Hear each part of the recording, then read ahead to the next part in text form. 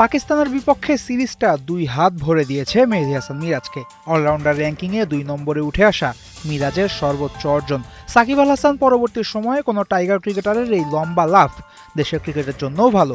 শুধু তাই নয়, ওয়ানডে বোলার র্যাঙ্কিংয়ের ৭ নম্বর বোলার এখন মিরাজ, আর ব্যাটিংয়ে তার অবস্থান ৬৮ নম্বরে। এবং এই ৬৮ নম্বর পজিশনটাই একটা গুরুত্বপূর্ণ বার্তা দেয় মিরাজকে নিয়ে।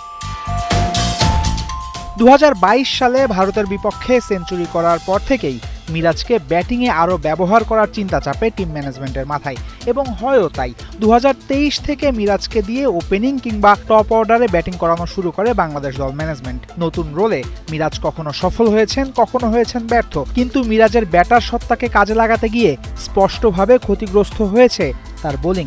ওয়ানডেতে মিরাজের ক্যারিয়ার বোলিং গড় ৩৫, অর্থাৎ প্রতি ম্যাচে গড়ে ৩৫ রান খরচায় একটা করে উইকেট পান তিনি। কিন্তু ২০২৩-এ তার বোলিং গড় ছিল ৪২, ২০২৪-এ তা ৫০ এবং ২০২৫-এ ছিল ৪১।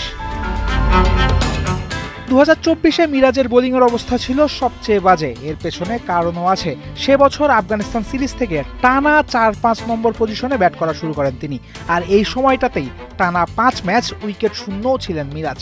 ব্যাটিংয়ের সাথে বোলিংয়ের সম্পর্কটা কি?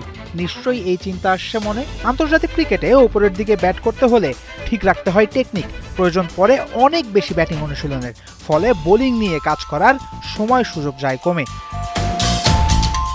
সাকিব আল হাসান বহুবার বলেছেন বোলিংটা তার প্রাকৃতিকভাবেই হতো, আলাদা করে কাজ করতে হতো ব্যাটিং নিয়ে। তাছাড়াও বাঁহাতি স্পিনার হওয়ায় বাড়তি সুবিধাও পেতেন আল হাসান। অন্যদিকে তেতো হলেও সত্যি ডানহাতি স্পিন ক্রিকেটের সবচেয়ে সাদামাটা কৌশলের একটা।